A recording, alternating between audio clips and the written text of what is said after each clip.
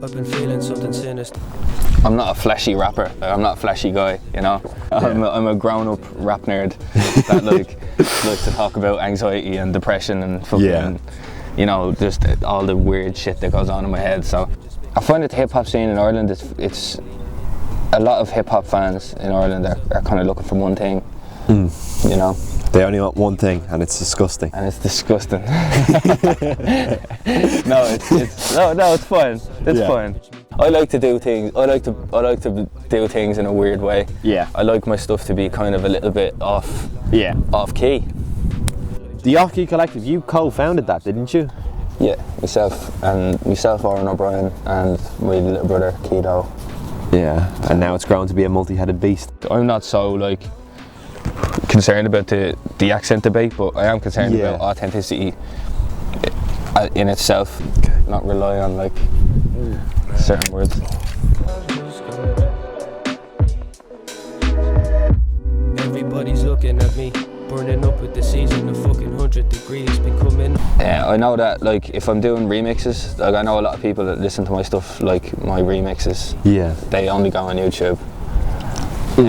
Because they can't go on Spotify. Well, yeah, of course, because I think it might have been the first one I've seen of yours. My favourite was the Littiest Freestyle. Okay. I've been kind of sober for a bit of time. I've been trying to focus on the little rhymes. I've been hoping for the will of mind.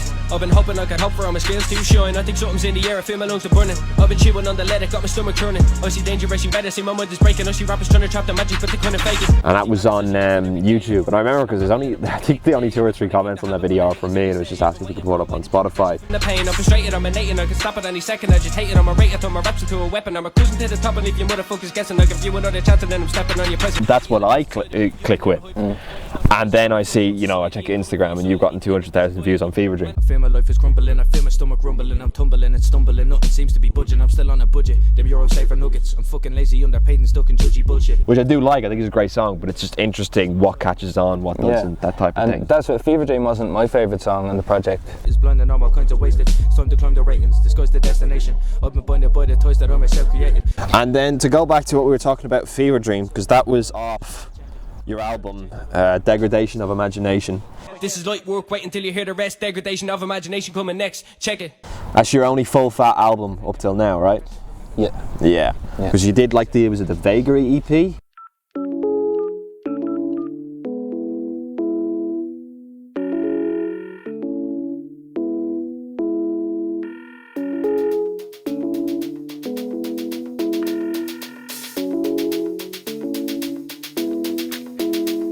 Isn't there something connected to that? You did other voices at the GPO? Yeah, that was surreal.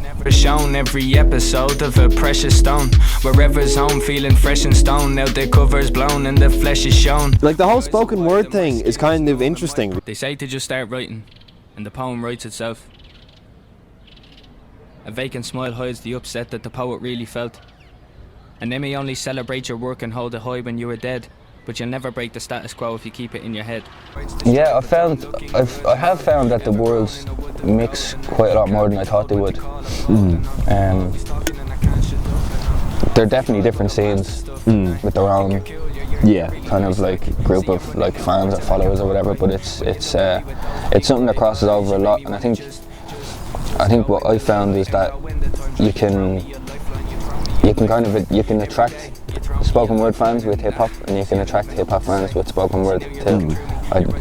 They're definitely like they're kind of parallel, though they're totally different. Like I found spoken word to be a lot more difficult. I kind of started off writing poetry and kind of wanting to do spoken word. You just have your words, and that's it. Yeah. So that's kind of daunting. That's something that I found quite daunting, but it's also something that I loved about it. You know, I've never really, other than doing spoken word, I've never really been in a situation where I have a room full of people just like looking at me like waiting to hear what I have to say. Yeah. So like that's like a kind of a surreal. Is there a different feeling for you when you're doing the hip hop, the rapping, to when you're just doing spoken word? Absolutely. Like I think even if you watch the GPO, the video of the GPO. They say to just start writing, and the poem writes itself. A vacant smile hides the upset that the poet really felt. And they may only celebrate your work and hold it high when you are dead. but you'll never break the status quo if you keep it in your head. Like you can see me, you know, kind of awkward, like kind of, you know, nervous, shy, whatever. And when I'm performing hip hop, like I take my top off and jump around the stage and go nuts. So it's kind of like, I think almost I feel more comfortable performing hip hop because I have the beat and I can jump around and I can have a bit of fun with it. See high on the mic and I'm down bad. Dreamville missed out, I'm in dreamland. Someone send this shit to J. Cole. What's the next golden ticket get thrown into these hands? Seems the streamers are getting revenge. The rest of you fuckers are following trends. Drilling and grinding, it's fleeting, it's weak, it's inevitable. You be going instead. I enjoy spoken word because of the kind of artistry of it, you know? Yeah. So it's different. Like people always say to me that like C High is like a different person than Craig. Like people meet me at like parties or like, you know, out or whatever, and I'm quite like kind of shy and reserved. Look at the time, stuck in the dungeon, I'm cooking the rhymes. Dragging some baggage but looking sublime. I'm a rapper who's trapped in a rapid decline. Yeah. And then people have like only just met me and then seen me on stage and they've come up to me afterwards and just been like, that's like two totally different people. Yeah. It's crazy. Yeah. So, yeah, I feel like when there's music on and I'm performing hip hop, I'm C High, like I have a lot more confidence than when I'm not. Yeah. Probably one of the reasons why I do it. Yeah, give you like that outlet. And the Off Key Collective, you co-founded that, didn't you? Yeah. Like, so like if you make a new song, can you send it to them before it's out and like they'll tell you it's shit if they think it's shit? Yeah. I'd say that's very good. Yeah, that's essentially what we were kind of doing before we put a name on it. Yeah.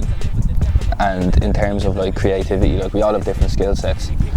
So we just kind of create these avenues for each other where like if I needed Oren's help with something, he'd help me with it, and then if he had a beat that he wanted a rapper on, one of us would rap on it. Look, I can see it in your eyes. Bloodshot from the weed, trying to flee from all the lies. Got that beat repeating, eager for the prize. I'm just reaching for the skies. Used to think that I was wise, but I'm really sorry that I laid my feelings bare. You were staring at the ceiling like I wasn't even there. I could fall apart in front of you, you wouldn't even care. Look, I can't say I blame you, I was never really clear. I just... It kind of became a place for us to just bounce ideas off each other creatively, which is what I think is the beauty of it. You know what I mean? That's what the kind of like you speak a lot about the collective in Irish hip hop. Yeah. You know, and I think that's definitely something that has been a massive benefit to me. It's a bit of centralisation. Yeah. Absolutely. Yeah. I think all the boys are like. FOB is absolutely killing it as well. Odd Numbers has his album going on at the minute, the Golden Era tapes. So yeah, we're all kind of doing our own thing, but doing it together. Tried to bake the cake and tried to taste it too. Drive me crazy, baby, maybe hate me if it's good for you. To turn away is the only thing I couldn't do. I wear my shame and feel the pain, I take the blame and tell the truth. We spent the past year like kind of in limbo. Like creatively, a lot of people. Yeah. I know I have, because I just haven't found. A lot of people have absolutely like smashed it the past year. Yeah. Coming out with stuff, and I think a lot of people have found that the lockdown and like that kind of like solitude or whatever has given them a little bit of like a little bit of a boost creatively. Yeah. I went the opposite way. I find if I don't have a gig to look forward to, or if I don't have some sort of like pay, like for me the gig is payoff, you know. So I'd like make an album, put all my work into it, and like kind of slave over it for a long time, and then my payoff is actually going and launching it and performing it. And so without the payoff, I found it quite hard to be creative. So because initially Off Key had the Lockdown project, I think it was like March or April of last year, and you had that song Isolation. Sometimes how tiny people sing. We're all just floating around letting off steam. Isolation of imagination causing smoke screens. That's why all we see or seem is but a dream within a dream. When it started, it was kind of like, it was almost like, oh, look at like everything's new, look at all this going on. There's something to write about. So that was cool. And then I think it kind of fell off. Yeah. So what I've been trying to do is just kind of collaborate with people a lot more. Yeah. I find I like creatively I'm a lot better when I'm kind of approaching something with somebody and I'm like bouncing off someone, you know. Yeah. So I have a few collaborations that we've been working on. Like it's given me time to kind of sit back and kind of work on my own stuff and try to develop like maybe a new sound. So yeah, I'm kind of thinking of like just experimenting now and like going forward. I'd like it to be quite original. I've kind of been gravitating towards more kind of dramatic sounding stuff like that I'm listening to. So kind of cinematic, kind of hip hop, like in terms of like, you know, like I'm listening to Dax and kind of Bit Hobson and NF, kind of people that are like the beats are really big and dramatic. Yeah. Which is something that I've always kind of focused more on. Like I've focused on beats, but I've focused more on the lyrics and the kind of rapping, technical rapping side of things. Yeah. Where now I'm thinking of maybe focusing a little bit more on the music and kind of towing the line between the two and like making songs, not just like rap songs. And you had Thoughts Part 1, Part 2. Everybody's looking at me, burning up with the season of fucking 100 degrees. Been coming up off a knee, synthesizing the feelings that could just put me at ease. Jesus, I'm fucking diseased. And was that like something you just did for the Degradation album, or is that something you're interested in, like every now and again you'll come back to the Thoughts project, do Thoughts Part 3, Part 4, Part 5? Yeah, so what Thoughts was, and I don't know if anybody kind of could get it, or I don't know if I even meant for anybody to get it, but it's like a feeling that I got when I wrote the song. When I wrote Thoughts Part 1, I kind of knew that it was something a little bit different. Like the subject matter and the way I approach the subjects. Yeah, see how seasons to me. I've been so low. I'm a no-show. I've been so low. Yeah, I think I was gone. And it was kind of like that was a time when things were quite tough. I was going through quite a tough time, and I was just writing. Like that whole song is just stream of consciousness. Like it just fell out of me. Like exactly what was in my mind fell out of me. And I think when I wrote Thoughts Part 2, then I had that same feeling. So the two songs are very different, but to me that's what Thoughts Part 1, Thoughts Part 2, potentially Thoughts Part 3. Yeah. They're just pure thoughts. Yeah. Just whatever was going on in my the mind at the time. That's what fell out onto the page, and I don't usually write that way. Yeah. So that's why I kind of decided to differentiate it. And then obviously having the Part 1 and Part 2, like there would have been a certain amount of influence from like Hobson, Illmind, the Hobson then there as well. Yeah. You any good at opening bottles with a lighter? I am. Okay.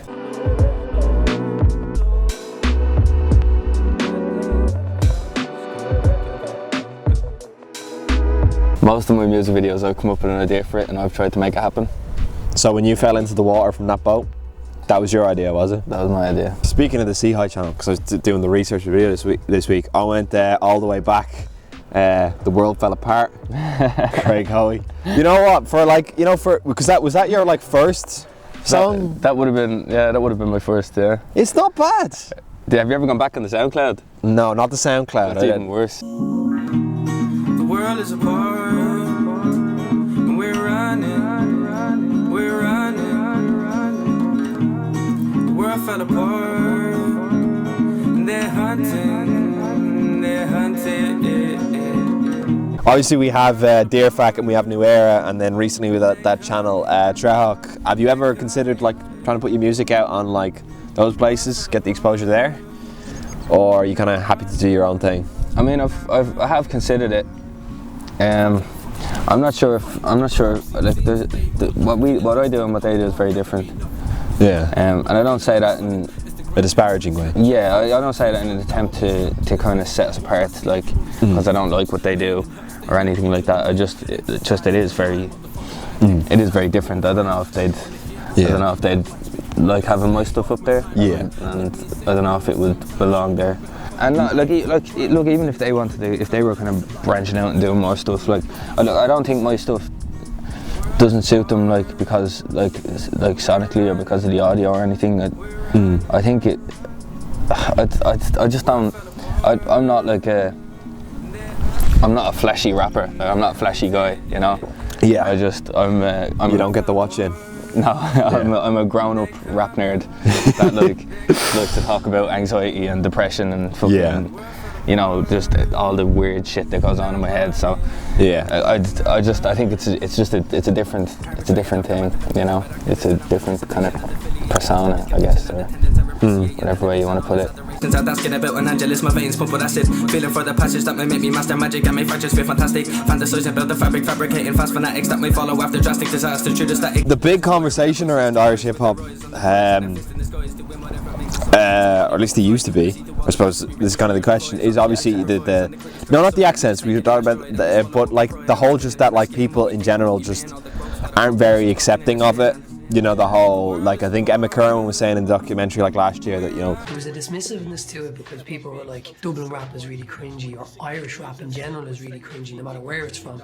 But that's because there's some people think that there's something inherently funny about a Dublin accent. And in representations of Irish culture, Dublin characters or rural characters are always portrayed as the comic relief. They're always portrayed as the drug addict. So there's a kind of element of working class buffoonery to it. So the idea that anybody would take seriously a young man who speaks with a full-on Dublin accent. Do you think it's still a thing? Or do you think that like people are just kind of like, they just chill with it, they're just like, it's whatever now? Yeah, I think the amount of people who, like, if I say I'm a rapper, you know, people ask me kind of what you do, and I say I'm a rapper. The amount of people that just kind of laugh is like crazy. And like, I don't like people don't do it in like a bad way. I think when people imagine like an Irish rapper, they just imagine like, alright, what's 30 kind of like overdosed on coke like your man Heath Ledger. Because one day I was feeling under the weather. You have the memes like, oh, the guy in school that's still trying to be a rapper kind of joke, like, you know.